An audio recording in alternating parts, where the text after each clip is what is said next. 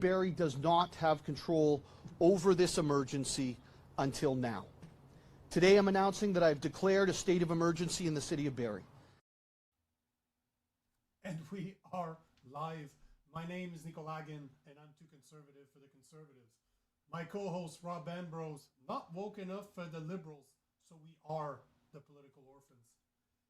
Today the top topics are: the mayor of Barrie has declared a state of emergency due to crime, lawlessness, and out of control encampments.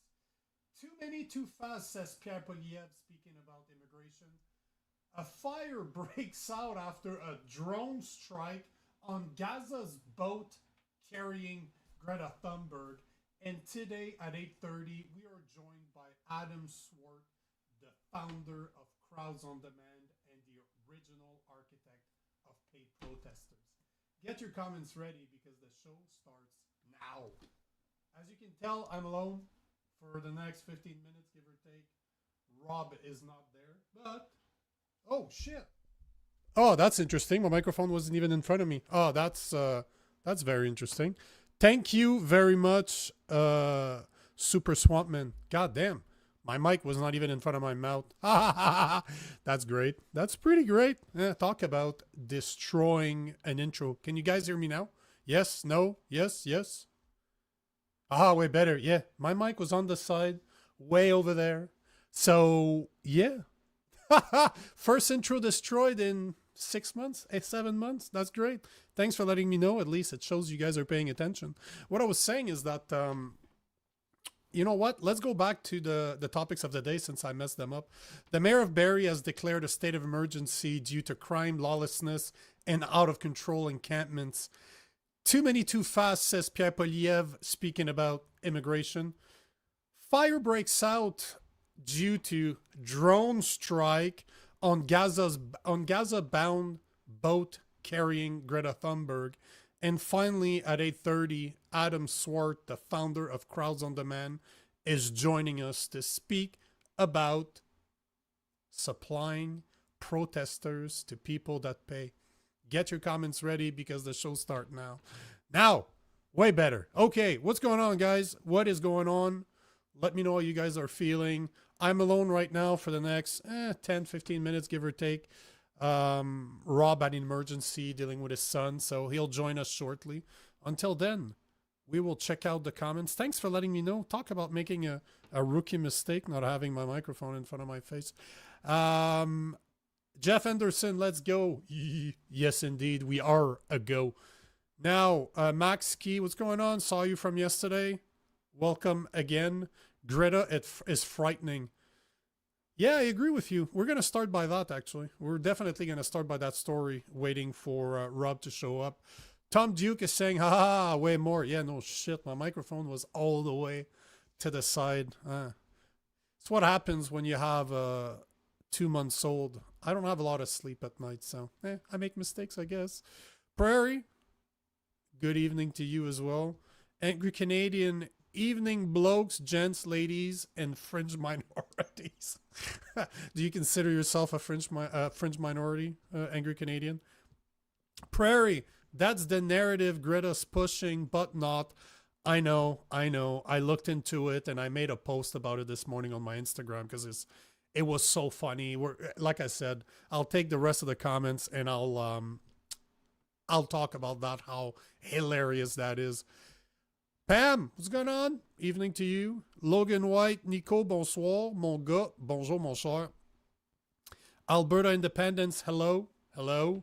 And Angry Canadian is saying, I miss being called a fringe minority with unacceptable views. Well, you fit right in here, bro. I think you're at the right place, right? Now, let's start with not the main subject of the day, but the first subject of the day, which is all about Greta Thunberg. So when I woke up this morning, I did my round of the socials and the social media platforms. I did my round for mainstream media, see what the hell was happening in the world, at least what they were telling us was happening in the world. And this is one of the first things that I saw. So here is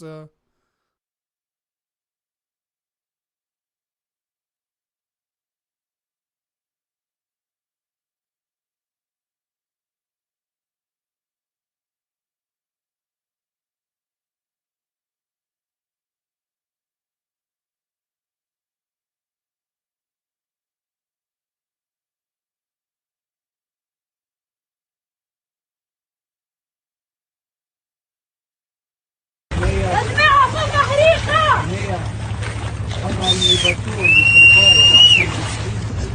dans l'un des bateaux de sauvetage.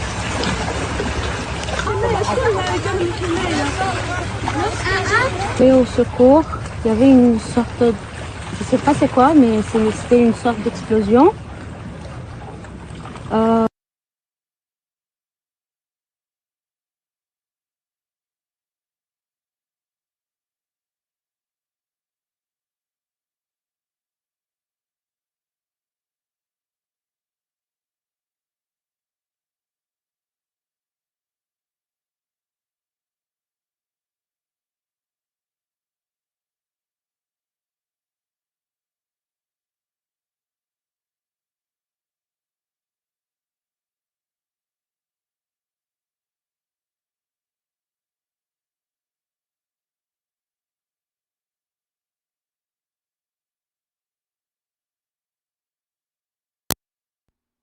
Ah, here we go. I don't know what the hell is happening with that. Can you guys hear me now? Yes? Yeah? Yes? No? Can you guys hear me? I think you can, right? Yes? No? Yes? Man, this is going to be one of those nights, huh? Woo! It's been a long day, so my apologies. It looks like... I hope you guys are ready for a messed up episode. I'm what we call... the law... what is it? Oh, man, there's a law that says if something going to go wrong, it's going to go wrong. Murphy's Law. That is me, Murphy's Law. So it seems like it's going to be an interesting show, so stick around. You'll get to make fun of me a lot tonight. So here is, I'm going to replay this because I don't think you guys actually heard it. I'm going to replay the video with Greta Thunberg. And there we go. So you guys give me 2 seconds. I will replay this since it seems that I can't do anything right tonight. Here's the video.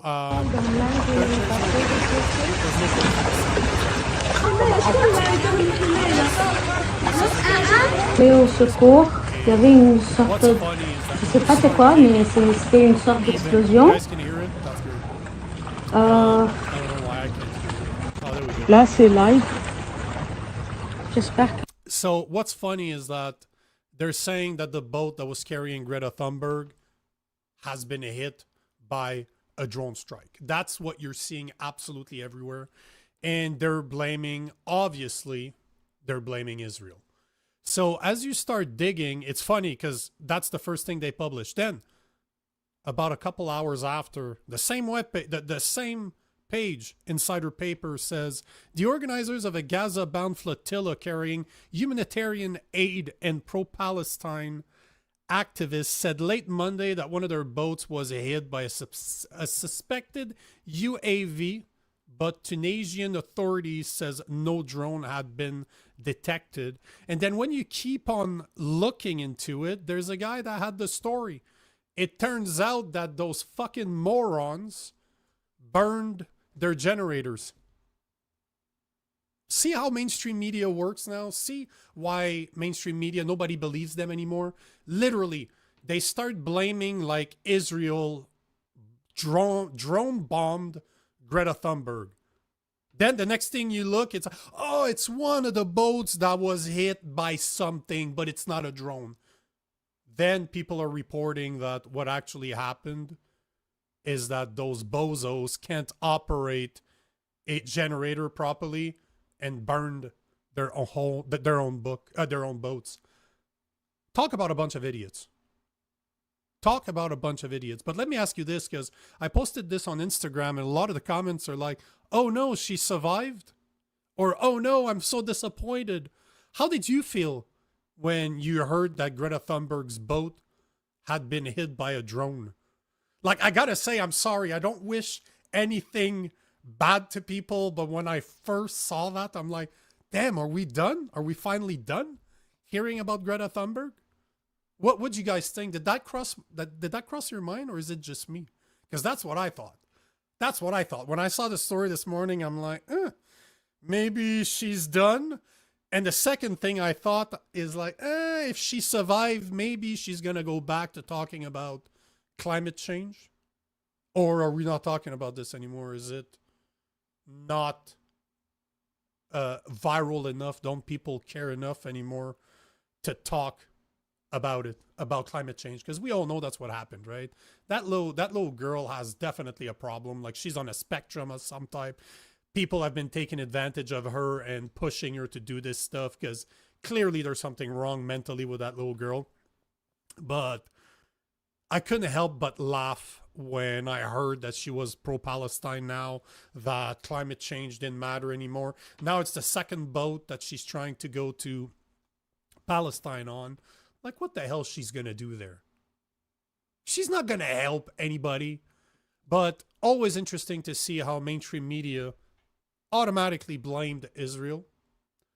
Then they talk about how it could be, it's not a drone anymore. And we find out that it's a generator. So here's the story about Greta Thunberg. Yeah, little girl, I know. I don't know why I cannot bring myself to see her as an actual woman. I just can't. Like, in my head, I still see the speech that she gave blaming all of us for her not being in school. What was it, like 5 years ago? Because she's been in the media for a long time. So I can't help myself from still seeing her as a girl. But it's hard for me to believe. You're sure she's 22? Really? Okay, now you're really messing with my head. I didn't think she was that old. Greta Thunberg. How? Yeah, you're right. She's 22 years old. And guys, I do agree with you. She does kind of look like He-Man. That is not a good haircut. Like, I know you guys are talking about this. Oh man, we shouldn't be laughing at her like that. But hey, it is what it is, right? If you're in the media, you're gonna expect to be laughed at a bit. But there you go. She does kind of look like He-Man, doesn't she? That is not a flattering haircut at all.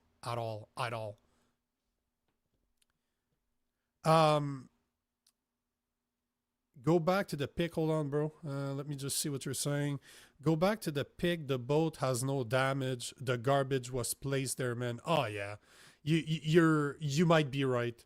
You might be right. Although I've never burnt a generator before, but could it melt? Could it simply melt and not burn what's around?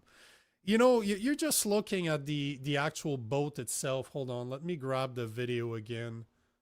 Where the hell did I put my video? Oh, God damn it. I think I got rid of it. There we go. Hold on. Let me bring that up. Oh, there we go. Let's bring that up. I'll cut the sound because the sound is absolutely brutal on that video. But here you go. So, no, rip E-Man. E-Man is not dead. She's still alive. But yeah, even that, like, you don't see... Like, just by looking at the picture, you can tell that I don't think the whole boat is on fire. Like, clearly. Like, there's fumes, and if you have lights in that area there in the middle, it's going to make it look a lot worse than it is. But the whole point is, even if you look at this... Oops. My bad. I know the sound is terrible on this one. You look at this and you look at that. Like, that definitely looks like a generator that burned. Now, again, is it all crap? And that has nothing to do with that boat? Who knows? The whole point I'm making is that we cannot trust mainstream media. And to me, that's exactly it. Like, Max Key is saying that smoke plus light. That is exactly what it looks like to me. Like, clearly, if you look at this... Oh, it didn't actually show on you. Hold on. This one here. Let me cut the volume. Okay, it's good. Like, you look at this and... Like, you can clearly see that... Because, see, this is not even fire. It seems like it's a light in the background because it doesn't really seem to change. And there it's gone. So it really just looks like smoke with a flashlight or a few light turned on. So I agree. Yeah, just like Too Many is saying, absolutely. It does seem like it was staged to make it look like something else. But unfortunately, or fortunately, maybe you're a fan of Thunberg, but it's believed that she's still alive, that nothing happened to her, that it was all mainstream media lying. Let's say that, right? Let's take some of your comments. Yeah. Angry Canadian saying Greta's hot, man. She could be on the cover of a magazine. Well, you know, you're laughing at this, but at the same time, what's his name? Seth Rogen. You got okay. You're laughing, but he did do the sports. Was it Sports Illustrated? I think it was Sports Illustrated. So you're not, if he can be on the cover of a magazine like Seth Rogen, Greta Thunberg probably could too. Because I remember, no, it wasn't Sports Illustrated. It was GQ.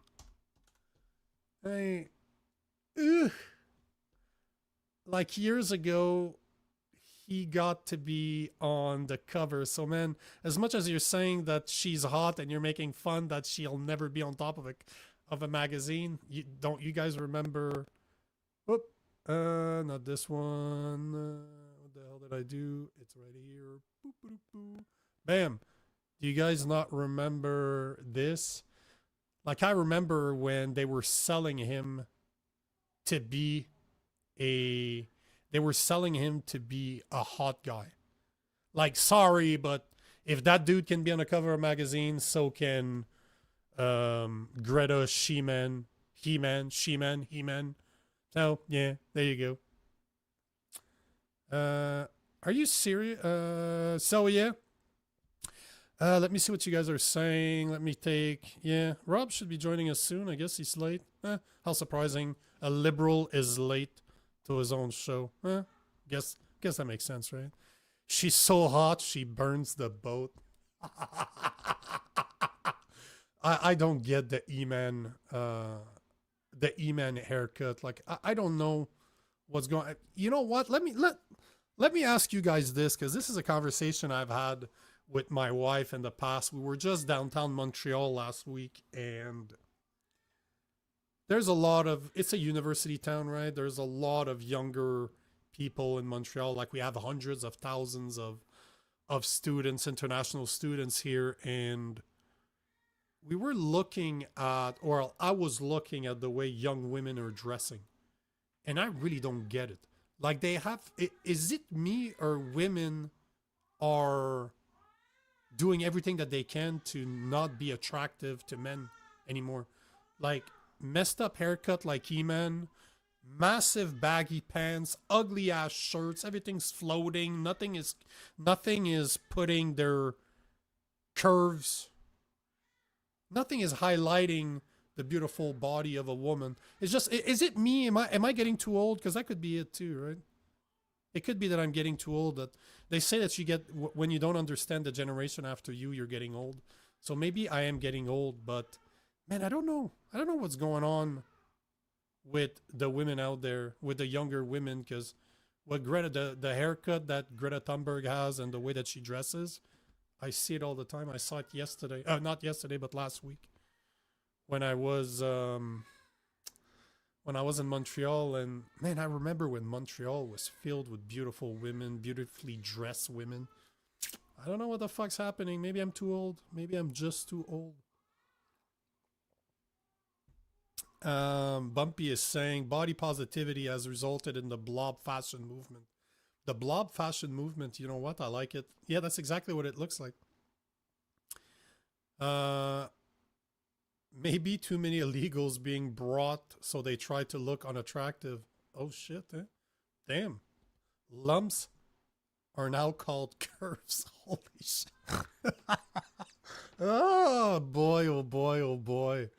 But yeah, we live in a strange time. Strange time. Let me see what we can talk about until Rob shows up. I want to keep that one for him because he's going to go crazy on that one.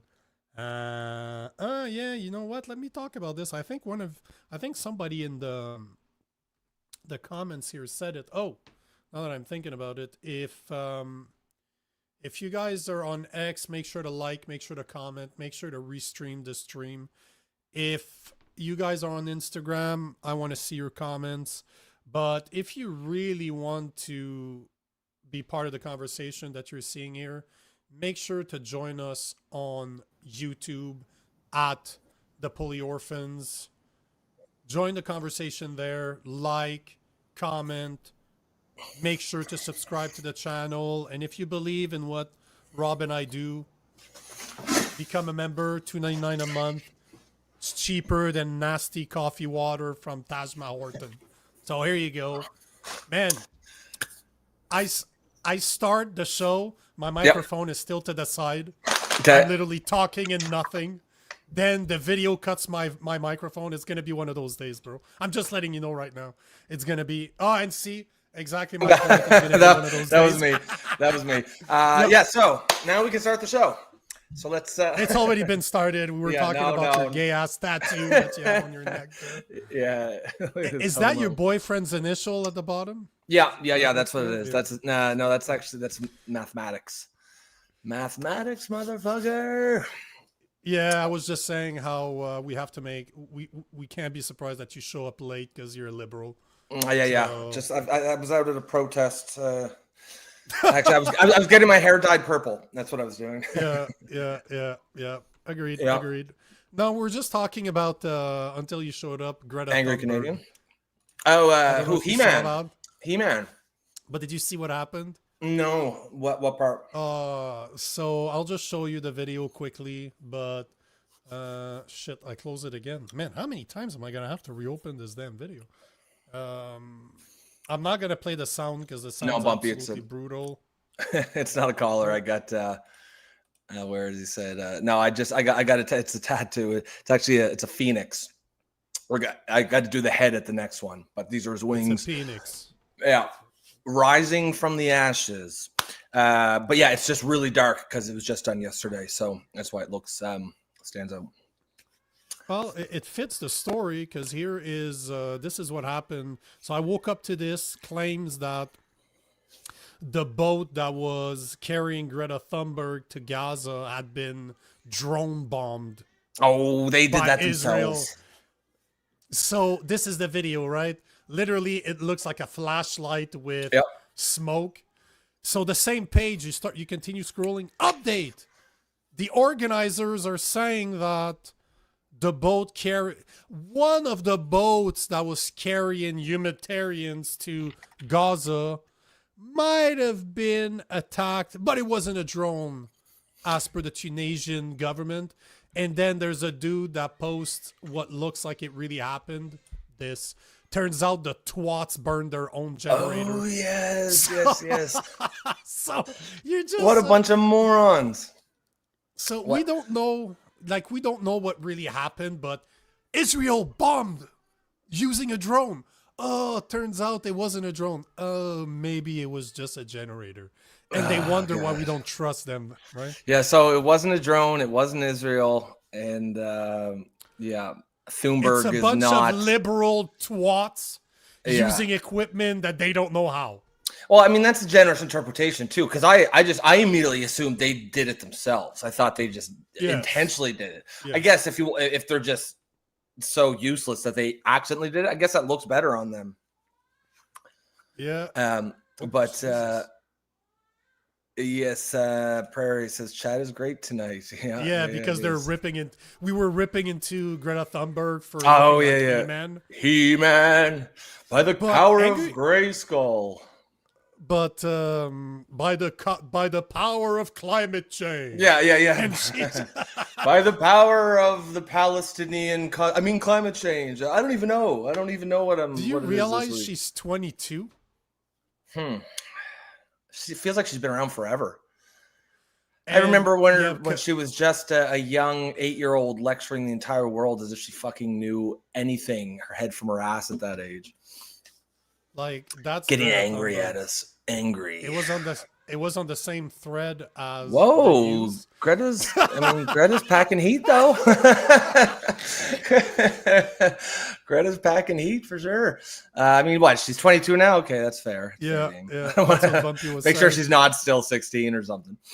No. Bumpy said it. I'm like, gee, really? Yeah, 22? yeah. But it's on the page of the insider page or the people that reported this story, and I'm just scrolling, reading the comments this morning. Like, what the fuck dumb am and I dumb. looking? The dumb and dumb. Yes, I love it. There's some great ones, right? Oh, But there's- Jesus.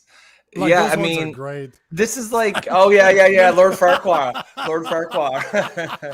I mean, this is starting to turn into like a, one of those franchises that have like 8 sequels, like Fast 8, Fast 7, like Gaza 9, fucking Pali 3, Pali 4. She's been to the sea, but never quite making it to the river. From the, it is. She so looks like E-Man. Oh my god, that's so ridiculous. Also, that Rockhead guy, I think he's one of the Marvel characters or something. Oh Jesus. Oh Jesus, yeah. Well. How dare you? That's all I can you? see. Every time I see her, that's all I see. I cannot see past that from what, 10 years ago? I just picture me, ago? imagine if you're like dating her or something and you get to the bedroom and then you see the haircut, the He-Man haircut, and you go soft and she goes, how dare you? You'd be turned on. Stop How lying. dare you? Stop Oh yeah. lying. Nice haircut, Greta. I've got the weirdest boner right now. You know that the picture I showed you with her boobs popping out, she had that haircut underneath it, right? Oh yeah. I mean, if the haircut's fine if you're gonna pair it with that outfit.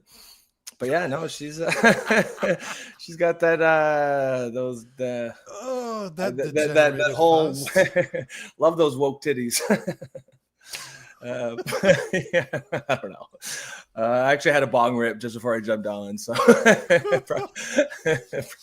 probably should have. I didn't even think about it. I literally walked in and Bong was there. I was like, oh shit, I gotta go live. Bro, man, it's gonna be one of those days. I fucked up the whole intro. Like, it was absolutely horrendous. I was talking alone, microphones to the side, and my microphone it's a singer microphone, so you have to talk into the specific front. It doesn't capture sound, so I'm just there talking. People are like, no sound. Instagram's like, no sound. I'm like, and I'm all proud. I just fucking it's like, that was the best one ever. It was my best one. Yeah, no mic in my face. Yeah, that's funny. Okay, we're gonna have to do that again. I did it again. I think I fucked it up. It's, bro, not having any sleep is not that easy to operate on, man. Damn. No, I know it isn't. And I gotta start talking about melatonin or something, because definitely the one thing I don't like about this new time slot is you're wired right after a show, right? Yeah. And it's 11 p.m. where I'm from, so I'm not getting sleep till like 3 or 4 a.m. Yeah, I'm wired until about 1 in the morning too. I'm there watching TV, eating, and I'm just like,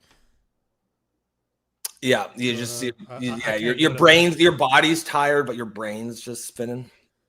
Adam, just thumbs up. Can you hear us? We can't hear you yet. Thumbs up, perfect. So we'll bring you on. So we are joined by Adam Swart, the founder of Crowds on Demand and the original architect of Paid Protest. Adam Swart, what's going on? Hey guys, thanks for having me on the show. What's happening? Yeah, no, thanks for coming on. We've actually we've been looking forward to this for a week or two now. Oh, that's awesome. That's awesome. Yeah. I'm excited. I just it's a beautiful day, and I'm just excited to be with you guys. I kind of agree with what you were last saying, that sometimes when you're really hyped, it's really hard to get to sleep. Like, I have this when I play tennis. If I play tennis till 7:30, 8 p.m., and sometimes the match finishes like 10 p.m., 10:30, I can't get to sleep till like 3 a.m. So I'm totally with you guys. A late slot is tough for that. Yeah, I know, right? It's a nightmare, but that's we're professionals, right? So we professionals that don't get paid. We're apprentices. You know what? Let's work on that. Yeah. I agree. Hopefully this is the interview that's gonna go viral. That's gonna get us paid. I can feel it. Sure, why not? Yeah. So where are you? Just before Nico opens up. You said good day. our company is based a couple places. We got Arizona, Texas, LA. So I'm in Arizona at the moment. Oh, nice. Okay, so it is the day there. See, I'm on the other end of this It's 9:30 p.m. here. Oh wait, where's that? Is that Canada? We're Canadian. This is a Canadian Okay, show. okay. Because I was like, Yeah. that's the only time zone that is in that's like Newfoundland. Is that, or like even further east from that? Yeah, I know. So it's just to the left. So Newfoundland's a half-hour time zone over. So they're a half hour behind us, and then it's ocean. Okay. But yeah. Okay. Well, I've got a lot of opinions about Canada. Yeah. Well, so do we. So do we, yeah. Yeah, you'll fit in. You'll fit in well here. Yes. So go on. So Adam, let me ask you this, because I knew this was happening. This until recently, this is kind of a conspiracy theory, and you can tell, like, I have a little tinfoil hat at all times behind me there because I am a conspiracy It's a literal theorist, tinfoil hat. and I've known this forever, that this was happening, that there were companies, or there were at least protesters that were getting paid to protest. They weren't there by themselves. And it turns out that it is correct that you are the founder of Crowd on Demand. The question I have to ask you, and it's a question of morality, how can you do this? How can you promote protesters to be paid? Because you don't care that they're leftists or rightists, right? From what I understand from other interviews, you will supply leftists to lefties, and you will supply conservatives / Republicans to more conservative protests. So you don't care about the morality aspect of it. So okay, let's unpack that. Why Can do I you do can I- it? But Can I- do you want to just give a brief summary of kind of what you do first, Adam, and then Yeah, jump into sure. Nico's question? Absolutely. So, founder CEO, Crowds on Demand. We are the largest protest company in the country. We specialize, and this gets to your question, which is we specialize in getting people who are already passionate about a cause, and we facilitate their participation in causes that they agree with. And so the idea that we kind of are in any way manipulating the system, I don't think is right. I think of us more as a marketing firm than some sort of manipulators behind the scene. I mean, I'm on your show. In fact, I will say, to sort of rebut some of the misinformation that's out there online that like says that we engage in riots, that we engage in violence, that we vandalize, right? That we kind of deceive. That's really not who we are. What we are is a company really focused on providing passionate demonstrators to either promote a company, to promote a cause, to promote a candidate, to just broadly kind of get the word out in an unconventional way. And what we do is we serve as a catalyst for action. So when we do a protest, right, if the cause is no good, ultimately that protest movement will fizzle. We might be able to get a lot of attention, but ultimately that attention will go nowhere if it is not a good movement. And conversely, if it is a good movement, it's like buying an ads or anything like that. When you're going and you buy an ad, right? If you have a good product, people buy it. If it's a bad product, ultimately you can advertise, but the advertisements won't do you any good. So that's where I'm at. But let's unpack your concerns, Nico. My concerns are just that when you make it all about money, I will say most people can be bought, right? Most people don't care. Most people, if you pay them enough money, they're gonna say whatever. Yeah, I mean, how do you make sure? So, but hold on, Rob. Before we get into that, the question is really on a morality standpoint, and maybe we should give you some context. I'm a conservative. I'm the equivalent of a Republican in the U.S. That's what I would be. And Rob is a Democrat. Like Maxine, what's his name? Maxine Bernier. We had him on the show, actually. Yeah. So is that kind of where you are at politically, Nico? I'm way more right than he is, because he's not a Christian. He's like the most right-wing person in Canada, politics, right? Yeah, or is there? I'm not leaving anyone out. He's a centrist, but he'd be considered somewhere. No. But even as a even if you look at the Democrats and Republicans in the U.S., it'd be somewhere in the middle. He's not that right. It's just that we're so left in Canada right. that even our He's conservatives he's are kind of Democrats. libertarian. I think he'd be Yes. near the libertarian. 100%. You're absolutely right. standpoint. But our conservatives are literally Democrats, our equivalent of Democrats in Right. Canada. Okay. Right. So that's why the question is, as somebody that has an alignment, like here on the show, he's a liberal, I'm a conservative, but our parties don't represent us anymore. I'm too conservative for the conservatives. He's not woke enough for the liberals. So we find ourselves somewhere in the middle. I'm right of center, he's left of center. Yeah. But it's hard for me to understand why somebody as a business model would offer protesters to the highest bidder, because at the end of the day, that's how I see it. Well, let me just clarify a couple things. So, number one, it's important to clarify we don't do any kind of violent, just off the bat, we don't do any sort of violent or law-breaking demonstration, right? So, I just have to kind of immediately address this. So, we're talking in regards to peaceful, law-abiding demonstrators, right? Well, and you're right when I started this business 13 years ago, I don't believe I did enough work to make sure, like any business owner, that I was taking on always the best causes. Like when you start a business, you work with any customer who comes to you. Now, over the past several years, I will say I have made a concerted effort to focusing on representing sides that I think can win and that are what I believe on the side of common sense. Now, sometimes that is liberal causes. Sometimes that is liberal candidates. Sometimes that is conservative causes and conservative candidates. And of course, we work a lot with companies and corporate disputes that really are tangentially, if not at all, connected to politics, right? So I guess my point is your implication around the fact that, okay, this is all about money. I don't necessarily 100% buy that, because if I was trying to maximize money, there's a lot of causes, a lot of things that we've rejected and decided not to do that probably would have been lucrative. And I'm not saying that we're not looking to make money. We're a for-profit business, but I also feel like you're putting me in a unique category when political consultants, advertisers, candidates, campaign strategists, right? Political organizers, right, can all be put in this same group. They're basically getting paid money to essentially advocate, lobbyists, attorneys, right? Talk show hosts. I mean, I know you said that you guys aren't paid, but many talk show hosts are. Well, we are a little bit. It's just not. We're not getting paid. You know what I mean? Yeah, sure. You're not getting like the Joe Rogan kind of dollars or whatever, right? But presumably, if you were, we're not making fuck you money yet.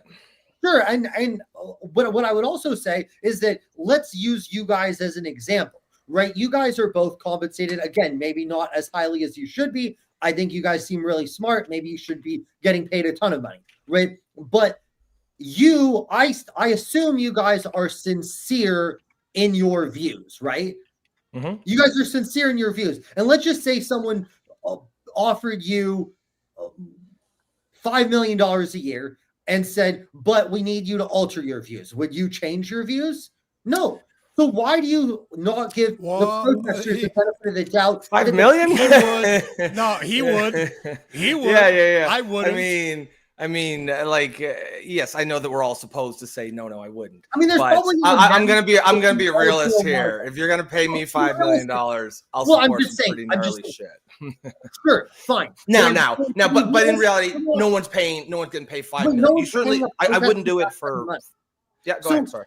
My other point is that what we pay protesters is not like that kind of money, right? Yes. We're paying them a couple $100s here, a few $100s. Yeah, there. I wouldn't for that. Correct. So the point is that no one would. So, and I don't know whether your audience skews conservative or liberal or maybe both, but I'm guessing a lot of your audience would not go to a rally or a protest that they don't agree with for a couple $100. So I guess my point is, Nico, I just think the premise is wrong of your question, that because I think when you unpack it, you really think about, no, actually people are being paid for their time, not for their views. And when you're paid for your time, to me, people should be paid for their time because they're bringing awareness to a cause that is important that some people want to fund. So I would rather that money go to ordinary protesters than to CBS News or ABC News for big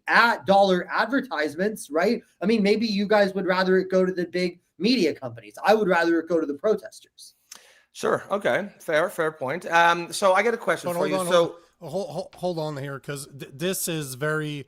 I don't mean to be rude here, but this is very politicky what you're saying. You didn't really answer the question. At the end, you kind of danced around the question. The question I'm asking you is, how can you do what you do, considering that you will play both sides of the fence? But I think no matter your premise is wrong. My premise is not wrong. You're not answering the question, because I'm asking you morality wise. As a Christian, my moral is above me. It's God. Yes. That's why you could give me all the money in the world. I wouldn't take it to change my views. I would not, because that is not, I used to make a shit ton of money. I lost it all through COVID. Money is not my driving factor. The truth is my driving factor. I could not be in your space or in your place running a company where I'm playing both sides of the fence. I'm literally hold on. But hold on. Let me finish. What I'm saying is, if I would be providing protesters, it would only be for protests that I believe in. And even then, I don't think I would do that, because that to me it's fraud. Sorry. Because to me it's kind of fraudulent to be providing protesters that wouldn't be there if I wasn't paying them. Do you see what I'm saying? Like there's kind of the issue. It's the morality. Can I go to the first part and then I'll answer the second part? So the first part of your question is basically premised upon the idea that you're playing both sides of issues, and when in fact what we do is we take on common sense causes, common sense clients. Every client that I take on, I believe, has merit in their cause, their candidate, or their company. Right now, I don't have to agree with something 100%, but I have to believe that it merits examination, right? So, for example, we've worked a lot with the cryptocurrency companies. Now, do I believe cryptocurrency should be completely unregulated? No, but I believe that cryptocurrency has its place. So advocating in favor of cryptocurrency is actually consistent with my views, right? So I wouldn't take money from cryptocurrency to say we should not have cryptocurrency regulations, which isn't exactly what I did, but and then conversely take money saying we should, right? We would never take two sides of the same issue. You're assuming things are binary. What I'm saying is, in some cases, we may take a cause that might seem to be more on the left and a cause that might seem to be more on the right, but we're not taking money from Amazon and then taking money from the Amazon union. I wouldn't be very good at my job if I played both sides of issues, right? Who would hire me if I did that, right? If like, okay, you're just going to take money from my opposition. What I'm saying is I'm a political independent. That doesn't mean I worship the almighty dollar. It means that I can take on a liberal cause here when the liberals are right. And I can take on a conservative cause there when the conservative side is right on different issues. So I just think that the premise of your question is incorrect, because it's premised upon the idea that of a binary. And when I am an independent and I can assess each cause, each candidate, each company who comes to us on its merits and determine whether it merits us working for them. So do you want to say anything else in response to that, or can I respond to the second part of your question? Yeah, no, go all I'm going to say is that I hear you. I heard you the first time. You repeated pretty much the same thing in different words. But at the end of the day, I still don't believe that it's genuine. Like, I'll be 100% honest with you. I'm not trying to be an ass here, but I just don't buy it. I just don't buy the answer whatsoever. So you can address the. I'll let it drop, because I'm not here to argue with you. That's not the goal of this show. About this one point all night. But I'm just I don't find I've studied a lot of psychology. I did a lot of NLP. I've been in high-end sales my whole career. I just don't buy it. Just the way you're talking, I don't buy it at all. But I'll let Rob take the next one, because or else I'm just gonna spin and did you stop want to thinking about it. Let's unpack the finish? second part of what he said. Yeah, go ahead, Adam. Go ahead. Look, I think respectful disagreement is Yep. is completely fine. I Yep. mean, Yep. I would hope that you would respect the genuineness of the perspective that I'm bringing to bear in coming on your show. But that's fine. That's your prerogative, Nico. But the second part of it is you stated that I don't necessarily, even if I completely agreed with, this is what you said, is even if you completely agreed with the cause, you would not provide protesters to attend something because you feel like it would be misleading. Is that an accurate rendition of what you said, Nico? I didn't say misleading. I said fraud is the word. I said fraudulent is the term that I use, because you're paying people to show up, and we all know that everybody has a price. So I take it you know that you oppose the advertising industry.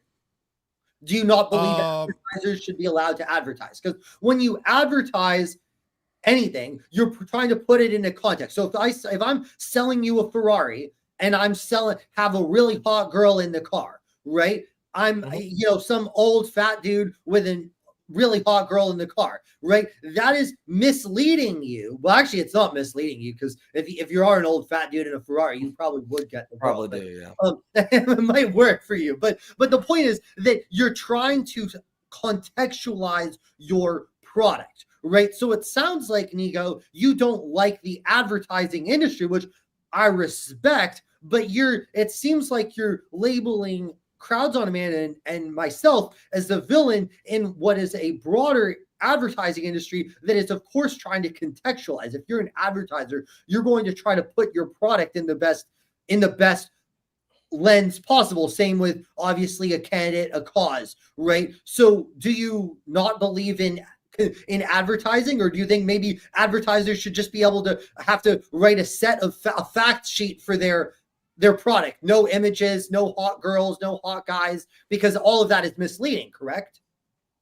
You used a terrible example, because we both know that Ferraris don't have to make ads.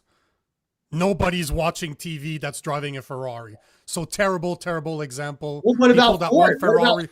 Okay, I've got a question I'd like to ask. So just to summarize this, I believe what you're saying, and you correct me if I'm wrong, is all these people already believe the things that they're being paid to post, so it's no harm, no foul.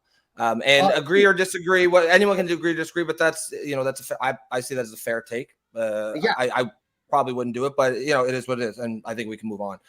We don't need to kind of beat this dead horse. This horse ain't getting any deader. So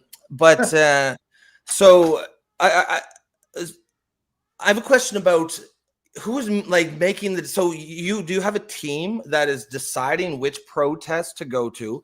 And I guess could you see how perhaps let's say this company becomes very successful, so it's doing all kinds of these protests. Could you see how that could be a very powerful tool to be used, and if I guess used in the wrong way, could have extreme negative impacts on society, assuming we don't know which of the protests are, we have no idea to know who are the real protesters who are being paid, and we don't have any assurances that they actually already believe these causes. Okay, well, let's get into that. Yeah, it's a good question. So number one, part of me coming on your program and others is to kind of unpack this and put a face to the company, and to show that we're not just these kind of dark, shadowy figures, that we have a purpose and we have a compass, and agree or disagree, we have kind of a set of values, right, that we're coming into this with. Right. And it is true that obviously the ability to organize demonstrations kind of provides some degree of power. Right. But again, I would liken it to the advertising industry. We are one part of a grander machine. Right. You have advertisers, political campaigners. Right. I'm the same set, consultants, lobbyists, et cetera, et cetera, et cetera. And each one of those people is trying to put their cause, their candidates, their companies in the best possible light, and probably also to some extent, put their opposition in a bad light, right? And any large company, any media company, etc., has the power to do that. Absolutely. But I think the way that we do business is a very above board sort of way, because we are I'm out here talking to you guys and discussing exactly how we do things. So yeah, and so that's why I'm really proud of what we do. Nico, your remarks aside. I do think, because there is some criticism here in the comments, but I would say to those guys, would you not prefer? I would prefer, whether you disagree or agree with what I'm doing, I would prefer that the people who are running these companies are open about it and talk about it, so we can at least know what's going on, right? Because up until you talking about it, this has just been kind of rumors and quote unquote conspiracies that this stuff was going on. So I think there's, I'll be the first to, I'll give you some props. I think there's value to all of us in having someone actually coming out and saying we do these things. And Rob, and Nico, let's also kind of rebut this idea that there's a dichotomy. There's one side grassroots protesters who are 100% passion, and AstroTurf protests, whatever you want to call what we do, that are 100% no passion, right? First of all, we provide passionate people, but number two, a lot of people at protests that aren't ours have other ulterior motives. People are flexing on social media. I mean, think about the BLM rallies. I mean, the Real Housewives of Orange County, some of them were out at the BLM rallies, right? You think they know anything about institutional racism? No, they were out there trying to flex on Instagram. Number one, labor unions are infamous for this, right? They give good shifts if you go to their events, right? Their rallies, their protests, and they give you a bad shift if you don't. Actually, I don't know whether you have this in Canada. I can't comment on it, but in the United States, there are 15,000 just in Capitol Hill alone. 15,000 House and Senate staffers on the Republican and Democrat side. So when you see rallies in DC and press conferences with a lot of people in the background, a lot of those people are actually paid political staffers, right? Who are told, go to this press conference and go to that press conference, right? Et cetera, et cetera, et cetera. A lot of people go to rallies. I mean, I hate to say it, but a lot of people go out there to get laid or to smoke weed. It's like a social event, like a county fair almost, right? And again, I don't disparage any of those motivations. I'm not saying that having those reasons means that you don't support the cause, but it's just no different from what we do, which is compensating the people. So I honestly feel like, and I think that's okay. I'm just saying, let's not pretend that there's some sort of idealized version of a grassroots demonstrator that doesn't really exist. I think that's fantasy. And it's not like this is some new concept. This has been going on a long time. As much as I would love to say I invented this practice, I did not, right? This idea of having people out there and trying to put your rally, your candidate, your cause, your company in the best context is not a new phenomenon. Mm-hmm. Before Nico goes, I think he's got a question. I just want to very quickly ask, you did bring up advertising. Now, advertising industry is regulated. Are you guys regulated, and do you think you should be regulated? How do you where are the guardrails here? Yeah, I can't block off a street without permission. I need to get a permit. I can't blare amplified sound at night, or in many cases during the day without a permit. Those are like just restrictions that apply to all protesters, correct? Like, I mean the business. Yes, we are regulated. That's my point, is we are regulated. Protest in and of itself is regulated. I mean, in Canada, you don't have a First Amendment. So again, I cannot comment, and I don't even like your guys' crackdown on free speech. You guys make it much, the Commonwealth, UK, Australia, Canada, make it too hard to express your point of view with certain requirements, right?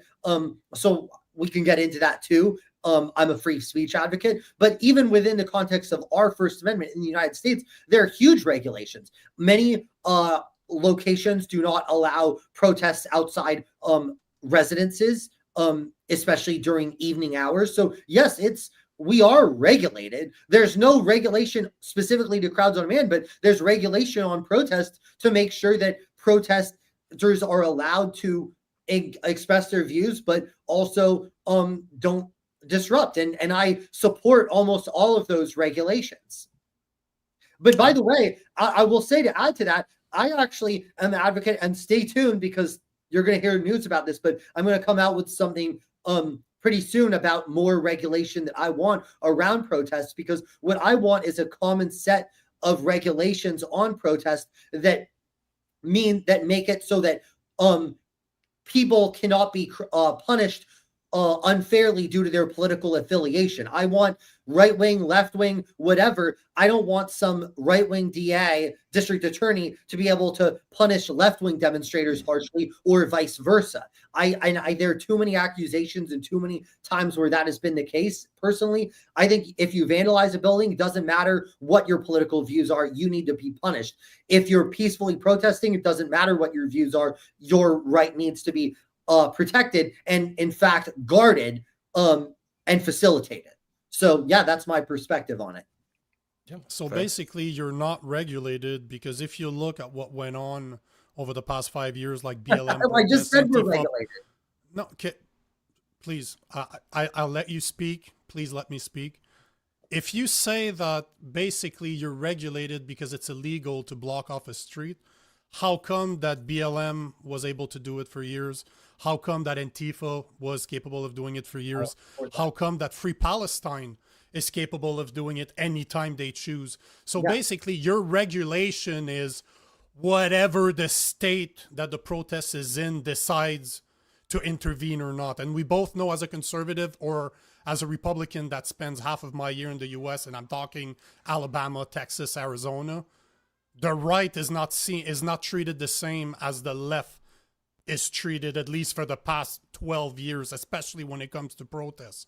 So the question I have for you, considering that you don't have any black on white regulations like other advertisement, are you held responsible if one of your paid protesters is violent at a protest? If they damage something, are you personally, not personally, but your business, is your business held accountable? Okay, well, I wish you listened to the last few sentences that I said when I said I want common regulation. I want punishment for people who commit crimes under the guise of protest. You didn't really listen to that, so I would prefer if you don't. I did listen to you. It's just you don't answer. I will say, just respectfully, I wish you would listen to what I said. So let me just say this: I agree with you that BLM answer the question. Stop. No, I'm answering your question. Let me answer your question. Can you be held responsible or not? It's a simple question. Let me answer your question. Yes or no? Okay. Yes or no? You know what? Can I answer your question, Nico? I'm looking for a yes or no, not a political answer. BLM should be punished. I believe that BLM should not have been allowed. Can you be held responsible as a company is my question. Antifa should not have been allowed to block streets without a permit. That is wrong. And I disagree with that. I believe that the DAs, the police departments, should have made sure that those people were punished for those acts. That is literally what I was just explaining, which is that I favor a common set of regulations that would make it so that a left-wing DA could not go easy on left-wing BLM demonstrators, and conversely, that a right-wing DA couldn't go easy on MAGA demonstrators if they were to do something illegal, right? I believe that you should be punished based on your actions, not based on your views. So I've made that extremely clear throughout this conversation. And in fact, I am working on a set of principles that I want everyone to agree to and adhere to that would actually make sure that authorities crack down on illegal behavior under the guise of protesting. And when something that is legal should be protected regardless of the cause. So that is my opinion on that question completely. That was not the question. Okay, my question was very clear. No, but I've asked you 3 questions up to now. You haven't answered one properly. I'm looking for yes. I'm looking for yes or no answer. That's an immature way. I mean, it's obviously no. Like he can't. No. There's no law. There's no laws. There's no anything for us. I will say, what I'm asking. A yes/no question is an immature question. It's like that. It's no, it's not. It's a juvenile question that doesn't allow me to understand something. My question is simple: can your company be held accountable if one of your paid protesters end up? Let me say this: something violent. Yes or no? I've never had a violent incident in our whole time because we vet people. we vet people, and we Well, are. that's not the question. But like, Can it be you or like you're not? clearly you're. I mean, Like just, you're- you're bro, clearly like- trying to avoid saying no. Your But we all know this. your No. answer- Why not Like- just say no and then say change the laws if you want to change? You know how Trump said no, I don't pay taxes. If you have a problem with it, change the tax laws. I don't understand why you just don't go that angle. Just no. We all know there is no framework in place to punish the company, and that's honestly that's not even your fault. Well, actually, I don't know why you just don't say by the no. way, that's actually not that's incorrect. If we were to order someone say to yes commit and an act tell of us. violence, no, well, this is actually a fact. I am sure if we ordered someone to commit an act of violence, which of course we've never done and would never do, I presume we would be held accountable. So yes, I would. If we ordered someone to commit an act of violence, I would. That's not what we said. Again, that not is what what I- you're saying. You're No, we've no, been in that is not what I business asked. for 15 years, we've never had a violent incident at any of our projects because that's not what we engage in. Again, not the question. You know, Rob, I don't like pointless conversation. This is such a pointless conversation. You should go in politics because I think you do very well. Rob, I don't know if you have anything else to ask this guy, but I'm done. Well, If you're not going to answer the question.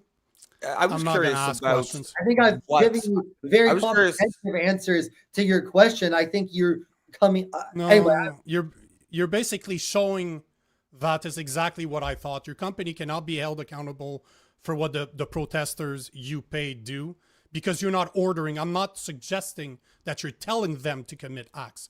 The question that I asked is if one of them does something, because you claim that you're vetting those people. So basically the responsibility falls on you if while they're under your hold on, if they're under your employment, because technically they're working for you during that time. If they do something slimy, if they break something, if they do something violent, if they do something illegal, are they held accountable? so Or you held accountable for your employees' action when they're getting paid by your company? I don't know how easier I can ask this question. And if you're not going to answer it, it's fine. I Just believe that refuse to answer it. individuals, if someone does something that has nothing to do with what they were instructed to do, then the responsibility is on them. But it is So never. no. Okay. Thank you. You just answered the question. So you cannot be held accountable because you're going to say that it was on them.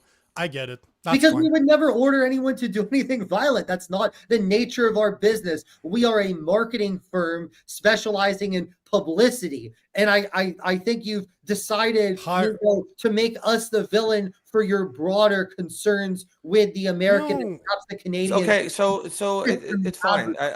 I'd like to know about which protests that you guys are active.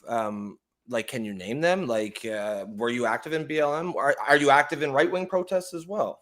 Sure. We work with conservatives and we work with liberals. And one of my most favorite protests that we've done was the delete Facebook. So I'll give you an example. Is delete Facebook. So this is something that right wing, left wing, everyone's on probably on board with, which is essentially in the aftermath of the 2016 election. Everyone hated Facebook, right? You know, conservatives have never liked Facebook. It's Silicon Valley. It's a liberal company, etc.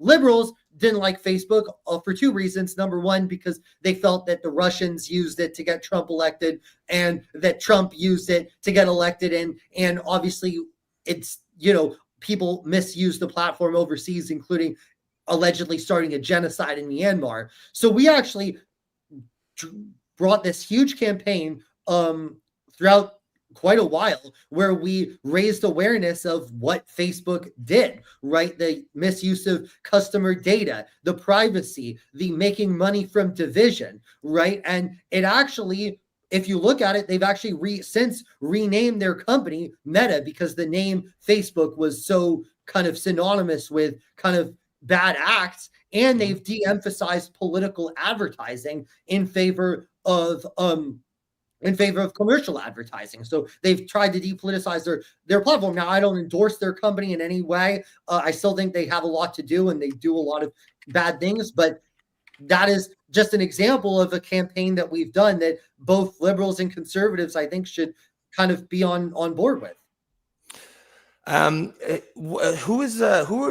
are your clients? Who's like, are these NGOs?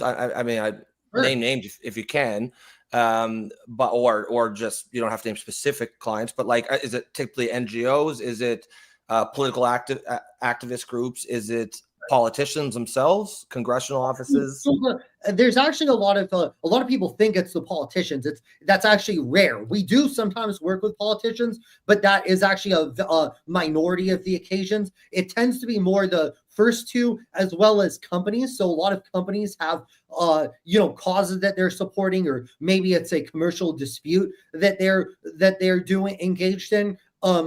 And maybe they have a financial incentive, so they want to really get the word out about something. In addition, like NGO, like political type groups that are like some type of industry associations, for example, or other kind of political, activist type groups will bring us in. And a lot of times, more than you'd think, we're brought in by individual donors, well-to-do donors who say, hey, someone has got to do something about this, and they'll hire us.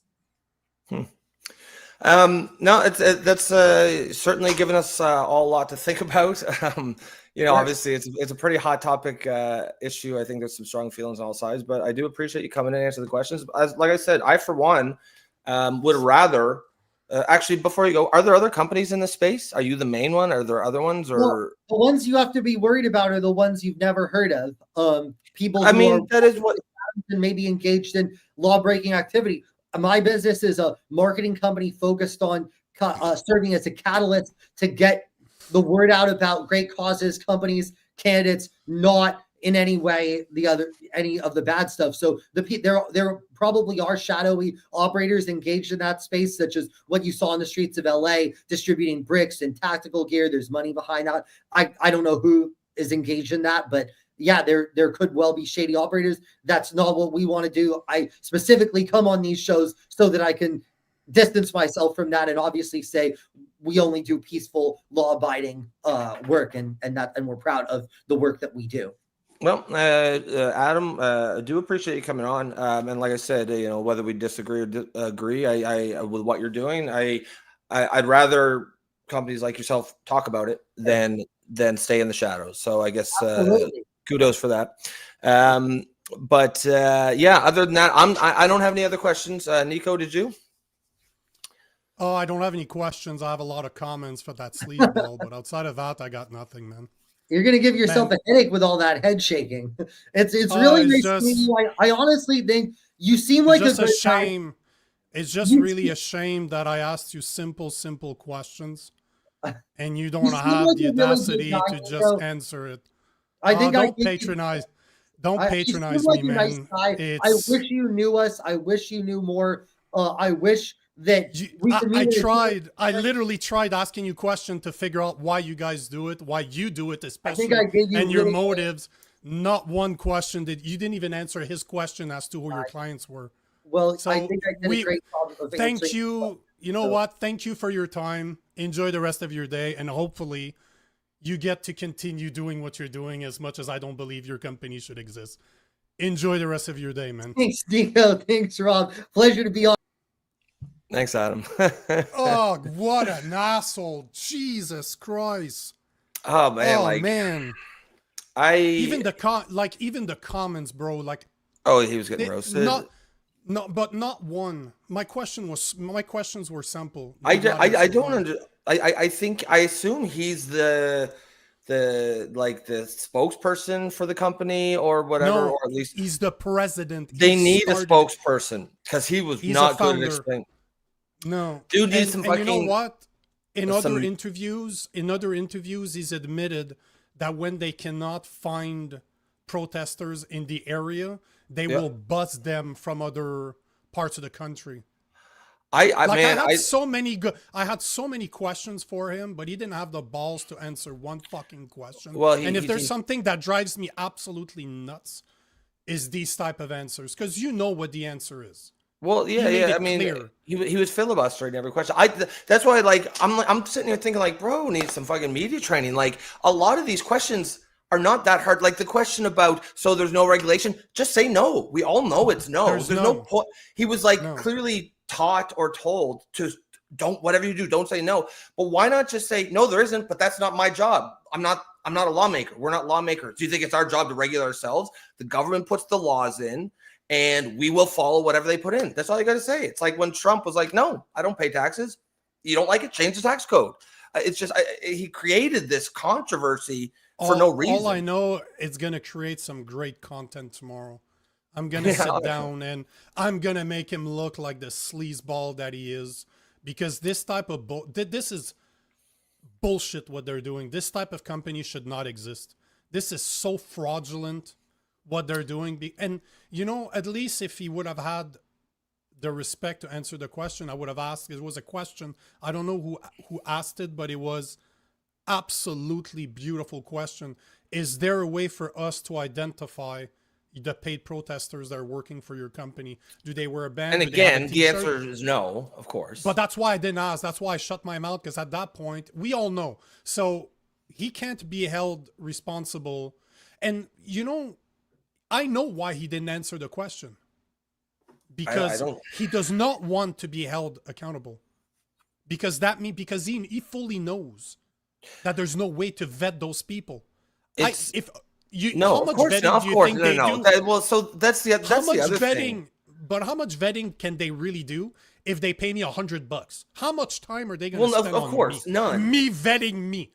But the point is that I'm still working for them. If they're paying me to go there, I'm a contractor, I'm a subcontractor. I'm not an employee, obviously, but I'm still working for them. You know, in all of the jobs that I've ever had in my life, if I do something stupid on the job, guess what? My company would be held accountable for my action. If I do something criminal as I'm working for a company, guess what? They could be held responsible for my actions. But he knows it's one of those companies that are sitting in a moot point, in a gray area, that the laws hasn't caught up with them yet. So they cannot be held accountable, because I guarantee you the average person out there doesn't believe that those companies exist. This is why I accepted to have him on the show, because now I have proof. I have a face to prove that the shady things that I've been saying, I've been talking about this for years, how there's no way those protests were real, that people had to be bussed to those places because there's no way they would have been that many protesters. He just confirmed that they do. So now, unfortunately for him, trying to be the media person while having no basic training, he's going to be media, but he's going to be the face of my videos, and God knows I'm going to create a lot of videos about that 30 minutes he was there, because he's shady.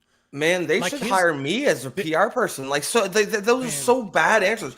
The whole thing, he's just coming and be like, yeah, it's capitalism, bro. If you don't like it, take it up with capitalism. This is what I'm providing a need in the market. Just lean into the sleazeball role. Be Martin Shkreli or whatever that guy's. Have the balls to do it. Lean into the sleazebag role. I don't know why he's trying to do this we're the good rehabilitation, rehab program thing. You're never going to turn this into a well-liked and thing that people think is a respectable company. Just lean into the sleazebag thing. Just say, yeah, this is what we do. It's capitalism, bro. If you don't like it, take it up with Adam that Smith. Sold those spills?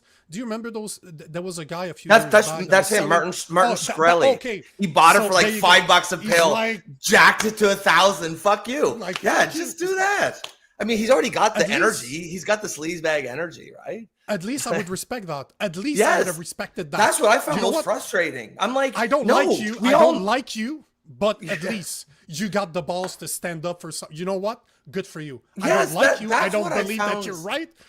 But that's what I found so frustrating. I'm listening, like, bro, we all know, for example, that there are no regulations. So just say it. No, there's no regulations. You don't like it? Take it up with the regulators. Do you expect me to regulate my own company? Come on. Like, yes, you'll be a sleazebag, but lean into the sleazebag thing. Who gives a shit? You're never going to rehabilitate. The protesters he's trying to make us believe that the protesters these are all good. Self-regulate. Yes, come on, man. Yeah, the protesters will regulate themselves. The balance will budget itself. I want to talk to the listeners, to the people that listen to this, because I've recorded thousands of podcasts. This is the first time that I was not respectful at all. This is the first time I crossed that bridge, and I'm fully aware of what I did, and I don't regret doing it. He's lucky. If you weren't there, I would have leaned into it so much he would have quit. Yeah, I had to shield him.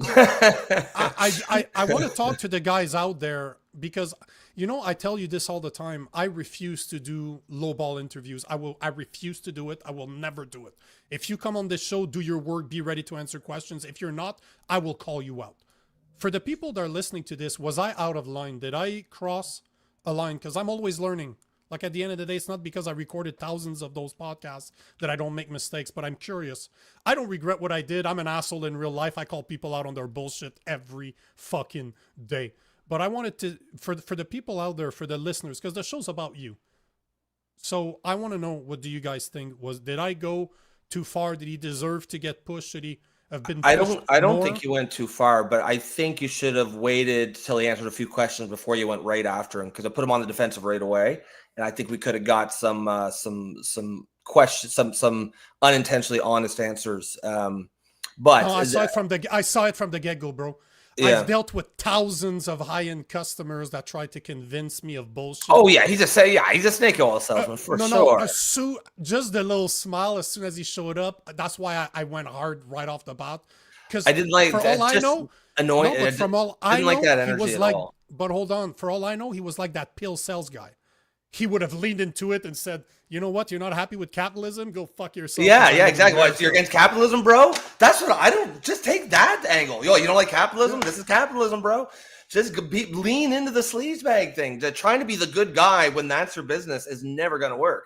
This is never going to be a respectable business. But I would have liked to get into just sort of more questions about the protests he's actually doing. He's not going to answer. He made it clear. You asked that question. He didn't answer it. Yeah. He's not going to answer it. Just the fact that I guarantee you that there's an NDA signed every single time. Absolutely. That the protesters sign an NDA. The companies that he worked for or work with or work for, or they work for him and he works for them. There's an NDA. There's a bipartisan NDA that both of them are not saying that they're paying each other. Yeah, just that is sleazy as shit. It's all sleazy. It's all sleazy. But that's what I mean. Yeah. You can't put lipstick on a pig. Just fucking own that it's a pig. Even the whole, like, you know, the first question of, like, you know, how he's like, 'cause remember we said like 2 weeks ago, it was like, I bet you he's gonna say that they all believe it. It's one of those things where everyone knows it's not true. Everyone knows they're gonna say whatever you give them $500 to say. But, like, all you got to do from a PR standpoint is, again, lean into the sleaze bagginess. Just say, look, as far as we're concerned, we asked them, do you believe in this cause? They say yes. Nothing else we can do, bro. Ha ha, wink, wink. Where we all know the truth. We all know these people are just paid to say whatever. And that's where it gets not just sleazy, but dangerous, right? Because now you've got a company who can essentially pick and choose. Right now, it's kind of a little, you know, almost silly mom and pop organization. But let's say it becomes no. It is not, bro. Oh no, that guy's not small. No. That guy. No. That guy. Then that's really scary. No. That guy is the company that does that. No. This is why I was ripping it. No. That is why I was ruthless with him. He is the originator of this. He started this shit. Wow. The description that his PR firm gave me. This is what I read earlier came from them. The founder of Crowds on Demand and the original architect of paid protests. That is a copy paste from what they gave me. I'm just shocked that they're even in. This just seems like the kind of company where you just name it a numbered company and do all your business in secret. Like most of them, I'm sure do. Like you said, those bricks at the ones in LA, that was not a coincidence, right? Like this is actually happening. This is actually happening. And that's why I said I do believe he is doing a service, whether it's intentional or not, just by coming out and speaking about it. Because now there can be no, that's a right-wing conspiracy theory, right? You can't say it anymore. That is why I wanted it on the show, and I knew that he wouldn't answer the question because he can't. Legally, I guarantee you that he cannot answer our questions. I knew that way before he showed up. I knew that he wouldn't answer. Oh yeah, you know, exactly, and because they are unanswerable, or at least the answers are obvious that we all know. So just say them, man. But you're not fooling anybody. But him not answering the question my questions is answering the question. Yes, exactly. That's exactly So it. That whole 20-minute waffle, that does answer the question anyway. Everything he said when you asked him about can you be held liable, he said no. Everything he said was the answer no. No. So Yeah. just say no, and then people won't be so frustrated and annoyed with you. I just annoying energy all around. So it seems that everybody think I went okay, or I didn't go far enough, which this is as far I would push someone. But Wise Guy is saying, I thought you went too far and should have shown more calm. This will affect your ability to bring guests who you don't agree with. You know what? Maybe, but I did not rip into him because I disagreed with what he did. I ripped into him because he wouldn't answer the fucking questions. This is what drives me nuts. It's not his ideology. Because as you said, Rob, the pill guy, if he would have came in here and say, hey, bro, I'm a capitalist, I don't give a fuck who I represent, do you know what? I would have respected him at least. You disagree, but at least, okay, I get it, right? It's like the thing you say about free speech. I'd rather the next Hitler show himself, right? You want the bad guys 100%. To say, I'm a bad guy. I don't understand why he's trying to go that route. But he's never been called out. I've seen other interviews of him, and people don't have the balls to call him out on his bullshit. They just let him talk.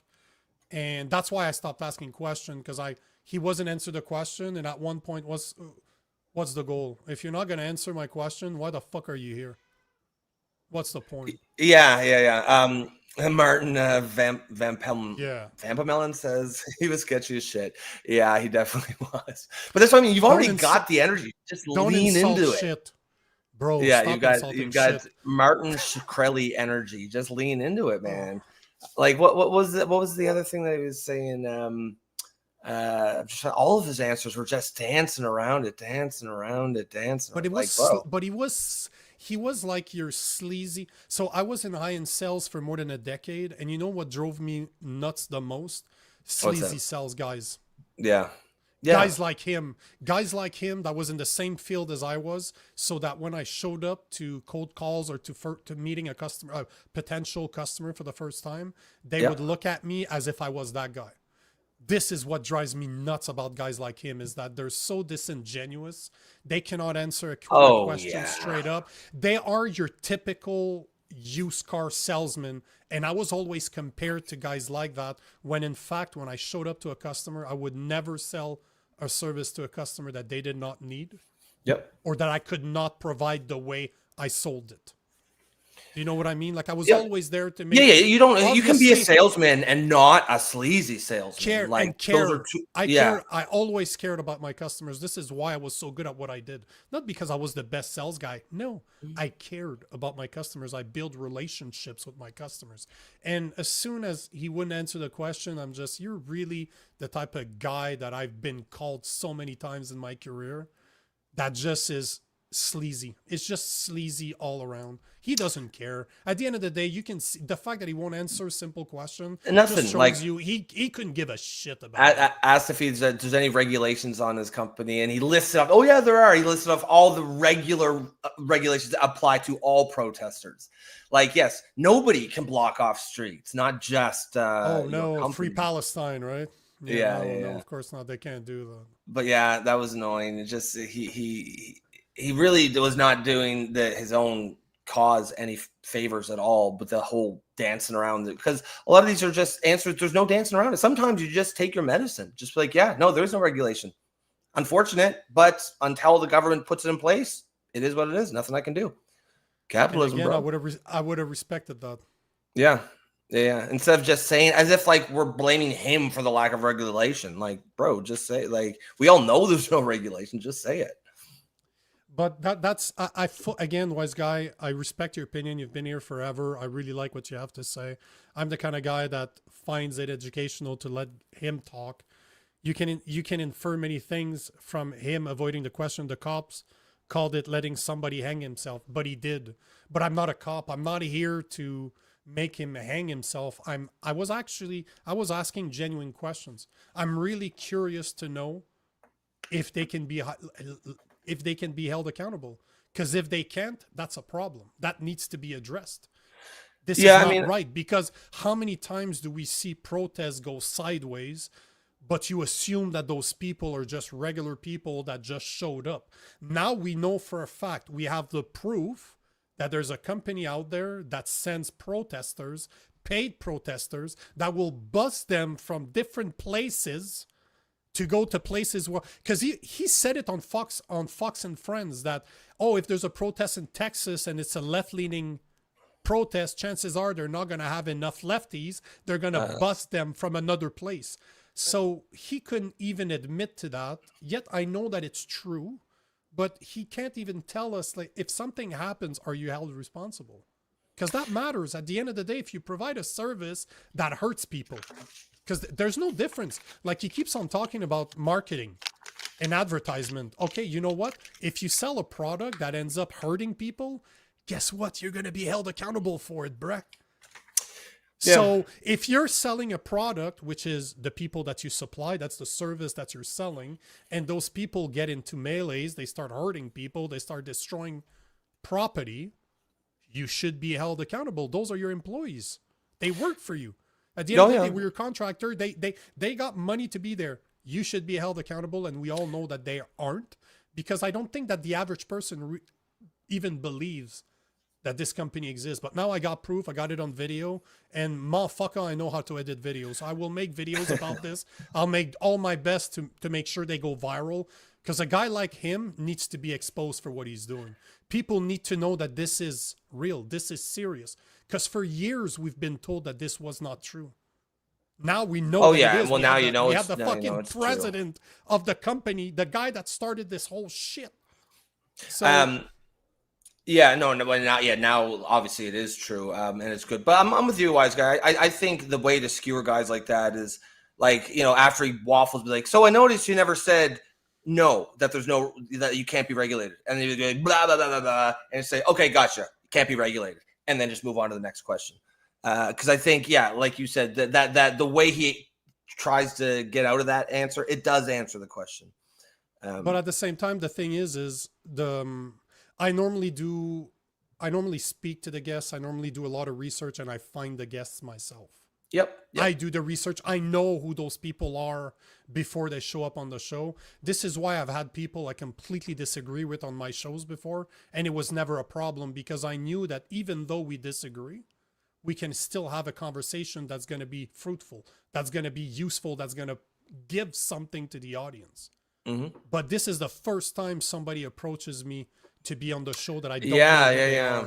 Yeah. And that's weird. Now I understand why.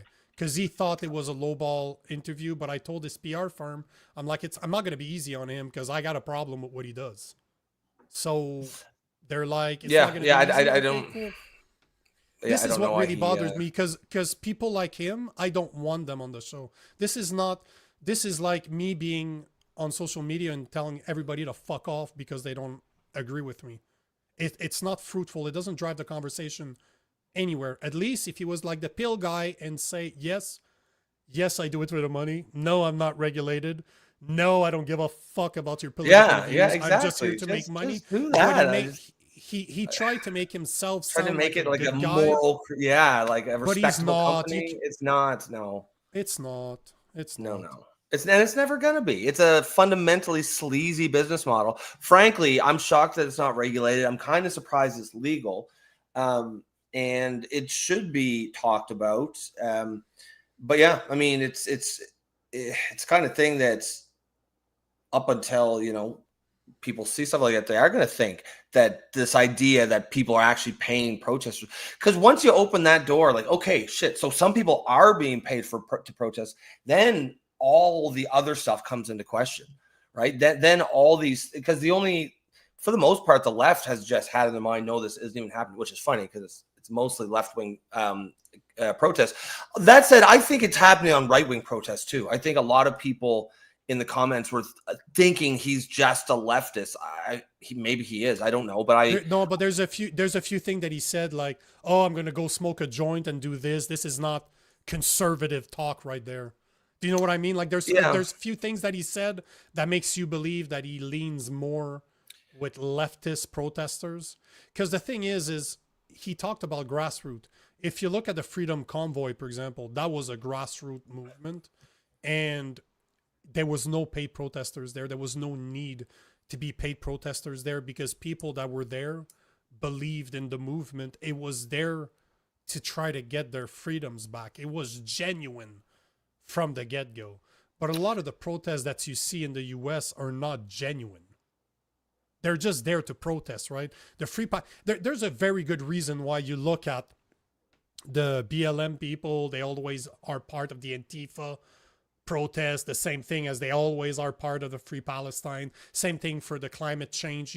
You look at Greta Thunberg being the perfect example. She's a grifter when it comes to protests. She will grift herself. She will attach herself to anything that's relevant. So can you really expect the people that are responsible for sending paid protesters to not do the same thing? This is the point, right? It's so fake. The whole business model is so disingenuous. Yeah.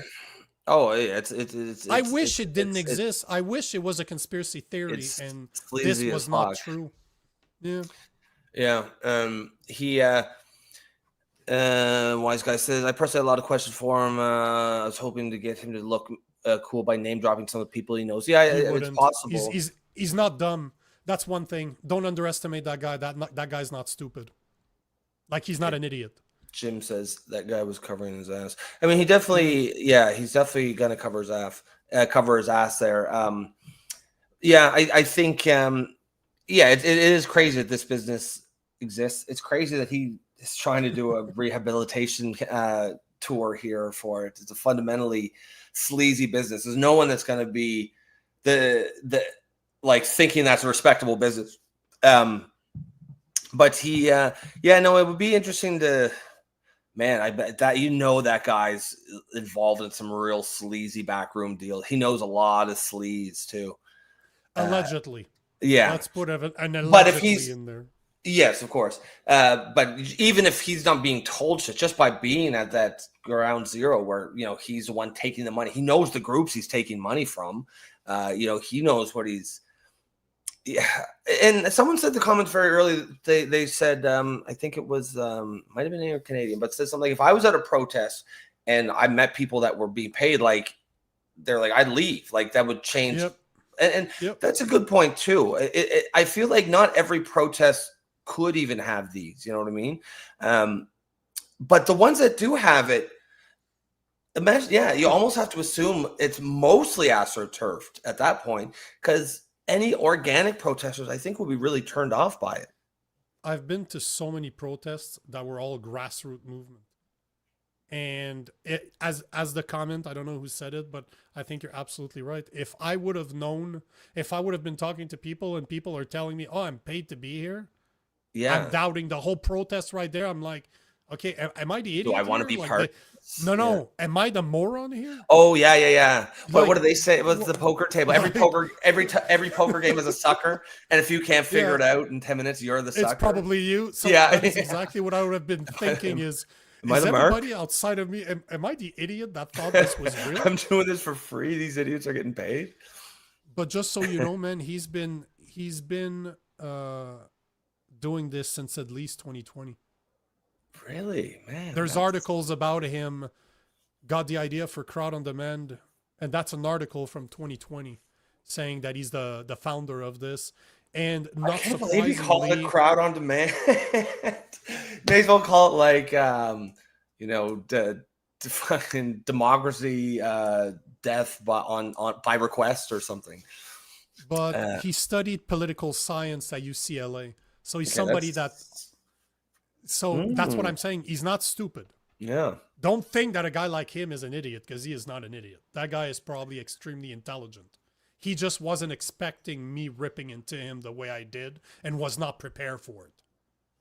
That's all that happened right now. He was not ready for it. But I think that exposed him quite obviously. Oh, yeah. He was definitely exposed there. I'm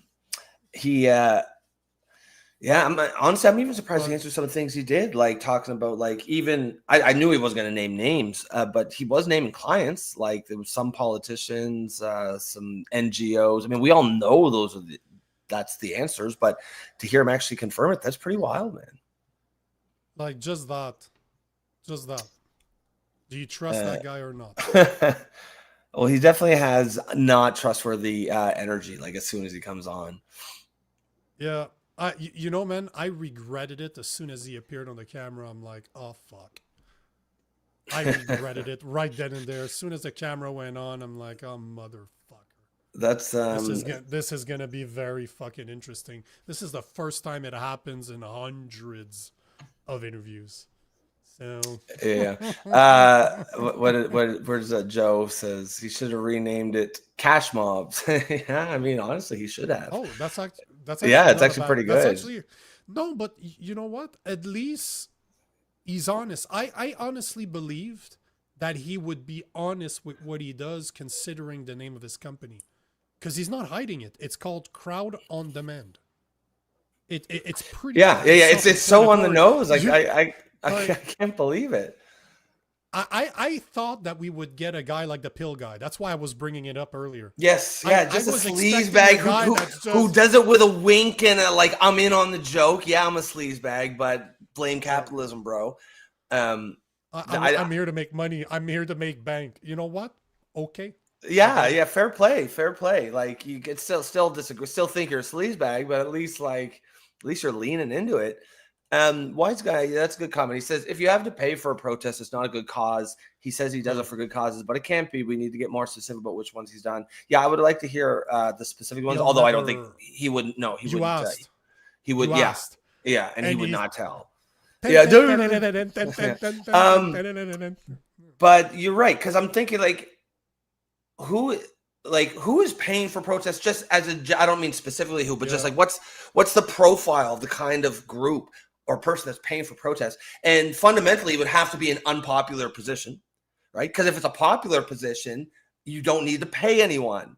So right away, we're getting into some pretty sleazy aspects, because not everyone has money, but you're taking money and you're putting it into fundamentally unpopular positions.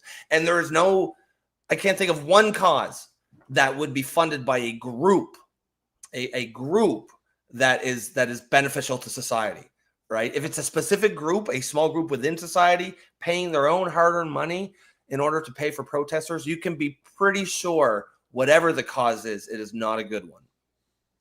Well, it's I don't know if I can call them bad, but it definitely is not one that I would be part of. No, 100%. Not something you should be proud of being part of. So let's you know what, we'll do 2 topics before we're done, because man, this one really grinded my gears, as Family Guy would say. Yeah, it really grinds my gears. Let's address the main video that the main video just about the mayor of yeah, Soros. That's all I can think of. NGOs. Oh yeah, don't worry about it. It's all genuine. They all want to be there. I'm just sorry. I'm just reading some of the comments. I'm like, Oh yeah. Yeah, he reacted to Nico like a coward confronted by a menacing dog. Immediately on defense, and no matter what happened, he showed Nico the same face. His face never changed. He's just not used to being called out. That's all I saw. I've met guys like him my whole life. As soon as you start pressing on them, they start dancing, because they legally, I don't think that he can answer that question, because if he does, he's exposing himself, as in he's exposing his company to be sued. He definitely has to walk a very fine line, and he's getting legal advice for what to say, what not to say. What did I call him? I asked him to stop answering like a politician. He studied political science at UCLA. So are you surprised that he answers the way he did? No, because he said nothing. It was Kamala Harris would have been proud of him. Oh yeah. I mean, yeah, he's sleazy all the way around. It's a sleazy business model, sleazy company. Again, I'm shocked that he tried to come on and rehabilitate the image. I really thought he was just going to lean into the sleaze bag role. And at least that in that way I could have respected him. Yeah, you could have respected had a conversation, because I would have known what to expect. I would have laughed at it. I would have literally laughed at his answers. At least he would have been honest, but he couldn't. This is what drives me nuts, is not being able. You can ask me a question, I will answer the fucking question. You probably won't like the answer, but I will answer the question because I am an honest person. So let's jump. So there's 2 topics we'll cover. We'll cover what's happening in Barrie, and Tammy, I think she's still there. She sent me a video. I think we should start by that because it'll calm down the mood, I guess. Yep. It will change the interesting conversation we just had. I don't even know that we can call that, but you know what flash mobs are? Ah, you're liberal. You know what flash mobs are. Well, It's all about, you guys are all about flash cash mobs. mobs. So here is a Bohemian Rhapsody flash mob. That's for Tammy. She sent me that by email. Is this the real life? Is this just fantasy? Caught in a landslide, no escape from reality. Open your eyes, look up to the skies and see. I'm just a moon boy, I need no sympathy. Because I'm easy come, easy go, little high, little low. Anywhere the wind blows doesn't really matter to me.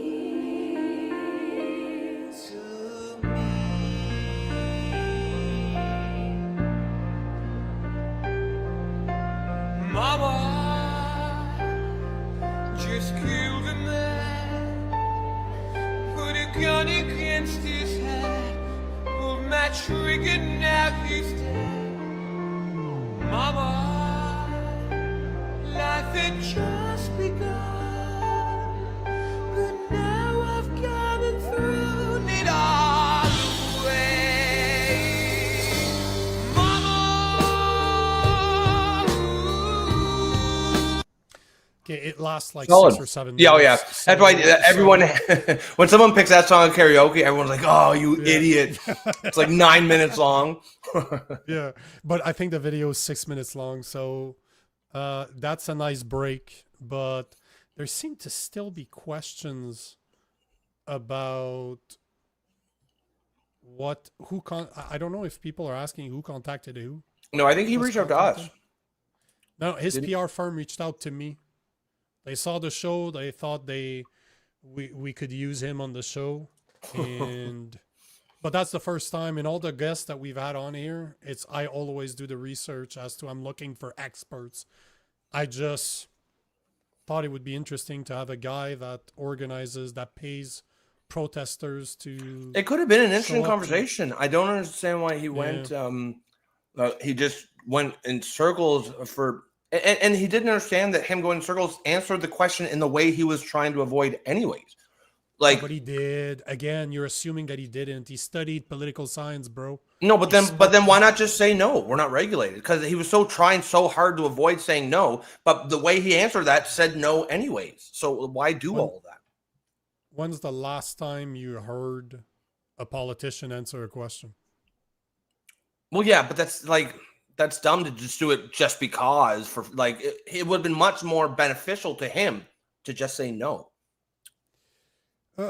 Maybe, but again, I think that the next interviews he's gonna do, he's gonna be more prepared to answer those questions. Oh yeah, probably. He'd probably 'Cause watch our show after he left. Because some of the stuff that I've listened to, they would have ripped into him 10 times more than I did.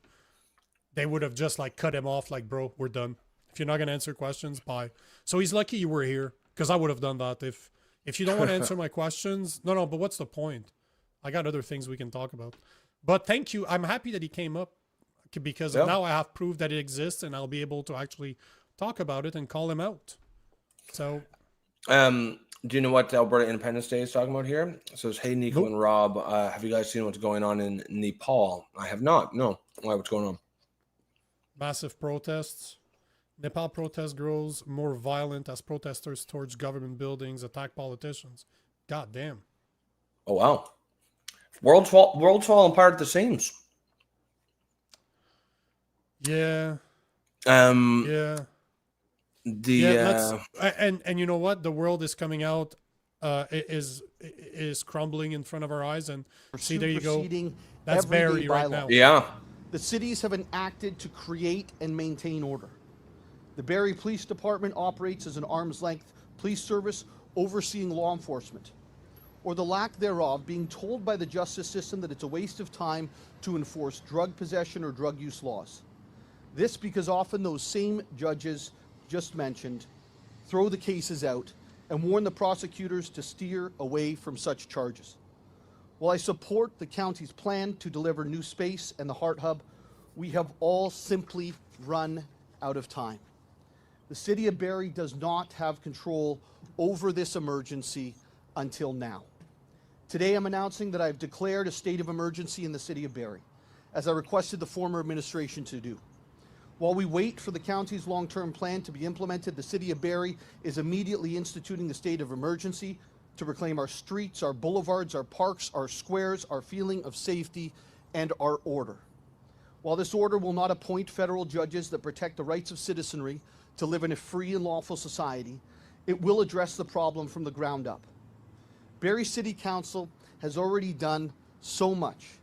In 2023, we provided an additional $1.65 million, increasing our funding to local social service agencies. Also in 2023, we ended the prisoner drop-off program in downtown Barrie that left individuals in our downtown from around the So it sounds like he's doing a when they campaign left speech now. incarceration at Penetang. Yep. He went In from 2025, with the help of our police resources, and I see our deputy chief here today, deputy. You're absolutely right, because he's going to go into housing and say all Yes. the best about housing. But I just wanted to point this out. So basically, we have the mayor of Barrie,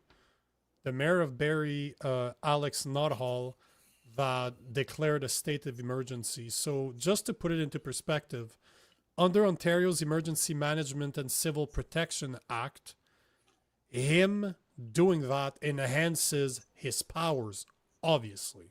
okay. So now, without further approval from the rest of the city council, he is now capable of dismantling homeless encampments, because that's one of Okay. the things he was talking about. He's able to increase police presence. He's able to impose temporary restrictions like curfew, for example, or preventing people from going to specific areas. I'm not saying that he's going to do it. All I'm saying is declaring an emergency, a state of emergency, allows for him to bypass council into his decision and have all of the powers. And for you guys to, if you remember, COVID, that's what happened.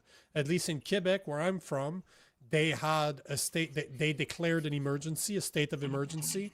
That normally is a limited amount of time. Like in Quebec, it's 30 days, but they kept on renewing it month after month, and it went on for more than a year, if not 2 years. They kept on renewing themselves. They kept on, the premier basically kept on giving himself the power of the Emergency Act in Quebec, just like what Trudeau did to the Freedom Convoy in Ottawa, that was later deemed to be unconstitutional as per the Supreme Court of Canada. So, I don't like this. He's blaming the woke judge. So, okay, cool. You know what? We all know there's a problem with woke judge in Canada. I don't think anybody in their right mind can say that there's not a problem with woke judges in Canada.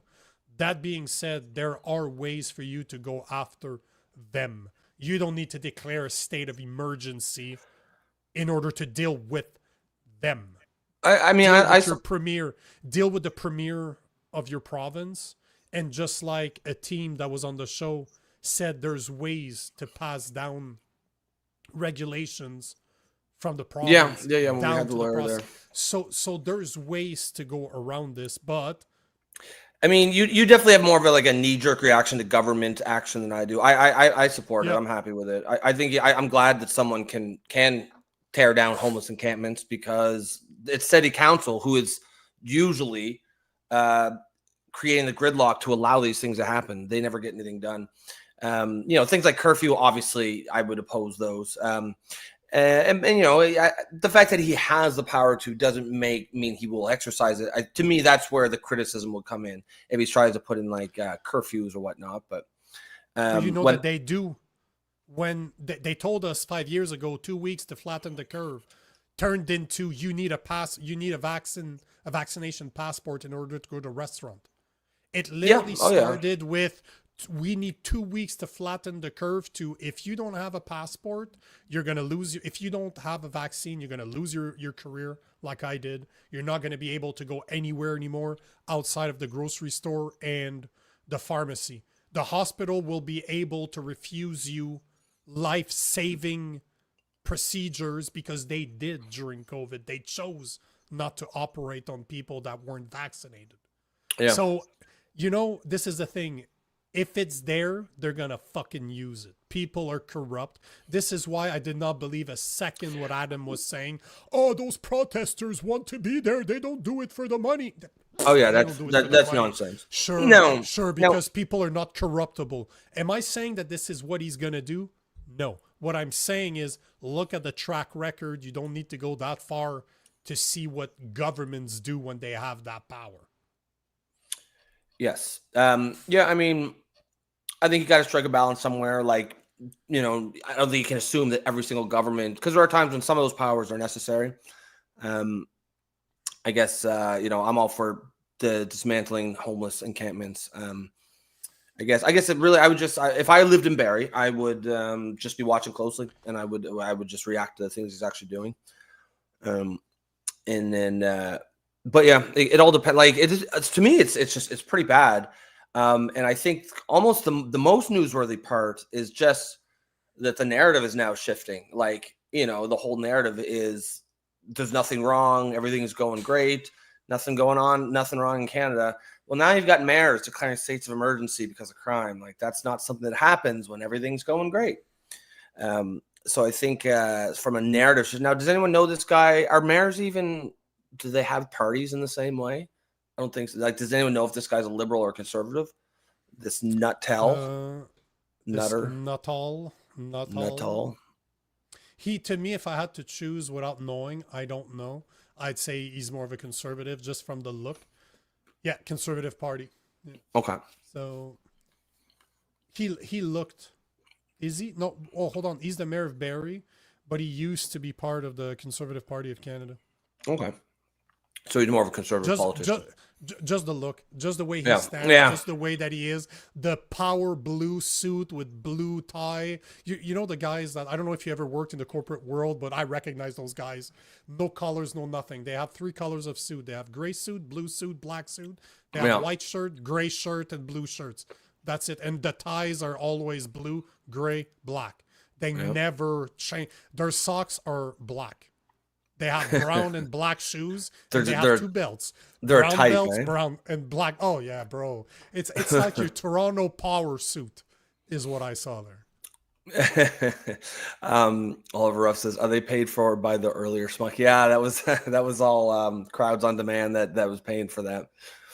Where does it say here? They still talking about the protest stuff, man. The that had everyone fired up. I'm not the only one that was irritated by that. That had everyone fired up. As Tam says, passionate protesters make their way to the protests on their own dime and don't get paid for it. Yeah, I mean, we were saying earlier, if you have to pay for protesters, that means it's not popular in the first place. So I would leave. I would leave the protest if I was there. Well, because it tells you something, right? Without getting paid, I'd be like, I'm the idiot. Erod says truckers are leaving tonight, heading to Parliament Hill for September 15th. What's going on there? I've heard a little bit about it.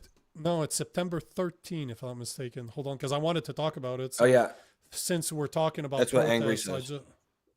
It's the 13th. It's for the weekend. It's on Saturday, if I'm not mistaken. Let me bring that up because that's definitely something I wanted. Is it like a trucker protest? Is it against like Mark Carney kind of thing? Just the direction the country's going? Well, it seems like it's going all over the place. So the post that were there is for Toronto, but I've heard I was invited to go to the one in Ottawa. So there seems, and I think it's becoming a worldwide thing It started here in Canada, and it seems like it might Oh, be it's the moving. anti-immigration. Oh, It, that's what we it's need, the a Western-wide it's interconnected movement. it's about the immigration, but it's also about being proud Canadians. There you go. Yes. Patriot Day is how they call it. So Canada Patriot Day, September 13, 2025 in Toronto. Well, if you had a primarily protest that's primarily about immigration, you're definitely going to have some add-ons into that along the lines of Oh, yeah. patriot stuff. Probably mostly a lot of right-wing causes as well. Even like you're going to have a lot of gun control or gun supporters there as well, that kind of thing. But that said, immigration as a movement or anti-immigration in the West is becoming very much a big tent movement right now. There are people from all over the spectrum with lots of different political viewpoints that are very seriously concerned with immigration right now. Like just 2 hours I would go to ago, that. I would go to that protest. But just 2 hours ago, Tommy Robinson protest will be taking place on Saturday 13. Oh, so it is a worldwide thing. in- Nice. Yeah. Nice. This is what some of my followers have been sending me stuff saying that it's starting to pop all over the place. So I've just had a meeting with the police. So for him to just be talking about it, vital message for 13th, and supposedly that it started here in Canada. So it seems like it's spread. Well, like you said, it is a problem that everybody throughout Lots the of West people is are concerned feeling, with. Yep. and this is what we need. I just hope that it is not violent. I hope that it is in the same spirit Yes. as the ones like the Because it's Freedom too Convoy. important. It's too important No, of a but cause. you know for a fact, and that's another question I wish I could have. Adam would have never had the balls to answer that question, obviously. But I would have asked him, would you pay for counter protesters? Oh, Would you take money? Like you mean because take both sides of the same no, protest? just say because I see what you're saying. I see what you're saying. Because this is what's going to happen on September 13. No matter where it is in the world, there's going to be anti-protesters that are going to show up there. They're counter-protesters to the protest that's going on. So people are going to show up to that protest to be saying you guys are all racist, you guys are all anti-immigrants, you're just white supremacists. You know that those people are going to show up, and it's the same people that are always in the Free Palestine protests. So you know that there's going to be counter-protests to this. So guys, if you're going to those protests, make sure to be non-violent. Make sure to don't play into their cards, because that is what they want. And I guarantee you that's what the governments want. They want us to be violent so that they can stomp on us like they did during the convoy, which we weren't violent. I was there. So again, if you're going to go, be smart. Don't participate in that violence, because you know there's going to be counter protesters there. You know, this is a fact. You know, there's too many people that don't understand what immigration is doing to this country, to the West as a whole. So just be very, very, very careful. Do not be violent, because that's going to be counterproductive. But at the same time, I understand why people are pissed off. Yeah. Oh yeah. Absolutely. Yeah. There's all kinds of legitimate concerns that have nothing to do with race or ethnicity. And there are some that do have some things to do with values, at least culture, and that's perfectly reasonable as well. But yeah, that's pretty interesting that Tommy Robinson. So it did start in Canada, and I think he recognizes that this is a ripe he ain't thing stupid. to do all throughout the West. Yeah, exactly. He's that definitely guy not got stupid. balls. Yeah, that guy got balls. He don't care. He's not scared to go to prison. He's been there. So love Tommy Robinson or not, that guy's not scared. Yep. So, no, 100%. But the fact that he's backing it is a big deal, though. That's a huge deal. That's going to make it really big. He has the type of following that can impact, like his following can impact this throughout the West. People have been looking at him for years. Absolutely. For what he's been doing. He's really the first guy in the West that's really started to talk about that, because we all know UK is a few years ahead of all of us when it comes to the mass immigration, to the way that their country has been destroyed. Yeah, exactly right. So they're kind of the tip of the spear there. Max Guy says in opposition to immigration. So yes, on the 13th. How about we screen the people who approve mass immigration in the companies? I mean, I believe that's what these protests are about. I don't even think these. I bet you if you went to most of the people at these protests, they wouldn't necessarily be directing. Well, some would at the actual immigrants, but many of them will be directing their ire at the politicians making these policies. That's the only thing we can change. You know, you can't change immigration by throwing the immigrants out without changing the policy, because then it's just gonna the same problem's going to occur. You can't, like, you can include deportation as part of it, but you have to change the laws. You have to change the policy as well. And so it fundamentally has to be a political protest. I just want the people that are participating to be smart. The way and smart in all the protests that I've been in over the past few years. If violence does happen, I think it'll be in Europe for sure, because people there are absolutely furious. Fed up. They're fed up. Absolutely fed up. And it's one of those things where it could start like, you know, just scattered violence from like protests, but that could be a catalyst for something longer lasting, kind of like what we talked about last week, some sort of like long-term underground guerrilla campaign targeting. You could imagine it. I'm not even saying this is good or bad. I mean, obviously it would be bad if you had a guerrilla campaign using terrorist tactics, but you could imagine, you could see it happening, sort of like the Troubles in Northern Ireland, where, you know, regular like car bombs are going off against government institutions on a regular thing. Like, that'd be pretty crazy that it happened in a Western country. If you look, you remember the video I showed when Leighton Gray was here? This is exactly what the professor, and that video is a few months old, right? Yep. He was saying that they're just one thing away, one event away, one little spark that will bring out all of the people that's just been waiting. They're just furious. No, you need a face. You need somebody to die. You need somebody to get hurt. You need somebody to do something that will motivate others. You need a face. Every single revolution out there needs a face. You need a face. That face hasn't been seen yet. But yeah, it will at some point.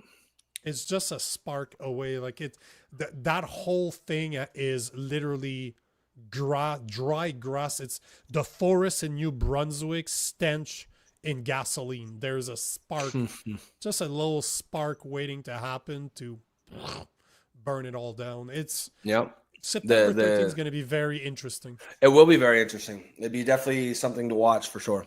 Guys, we are going to put a pin in there. We were over by a minute or two, not too bad. We do got to get a little bit better at keeping it under 2 hours. Folks, hopefully you enjoyed the show tonight. Some very interesting interview earlier with Adam Swart. If you tuned in late, go back and check that out. Let us know what you think in the comments. Me on X. Did just now? That's funny. No, you know why though? Why? Because he's probably waiting. No, he's probably waiting for the content you're gonna cut up. 100%. 100%. Yeah. Now that I know his name on X, I will tag him. I tag people in my stuff. The people I call out, I tag them on my posts.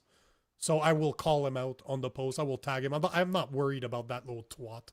Like, that guy doesn't worry me at all. So I want him to answer. I want him to say something, because I'm not the only one that thinks this whole thing is sleazy as shit. Oh yeah, absolutely. Of course it is, because it is. Your lips gonna big man. So as he said, he's putting lipstick on a pig, or he's trying to. What did you think I said? I didn't hear you. That's okay. All right, guys. If you want to support the show, please remember to like and share. Everyone should be doing that. If you really want to support the show, please consider becoming a member for the low price of $2.99. You can do that through your YouTube browser. Other than that, guys, hopefully you enjoyed the show. Definitely going to be some interesting content come out of that. Be watching the channel, and we'll be posting that. And we will see you tomorrow night, folks. Peace.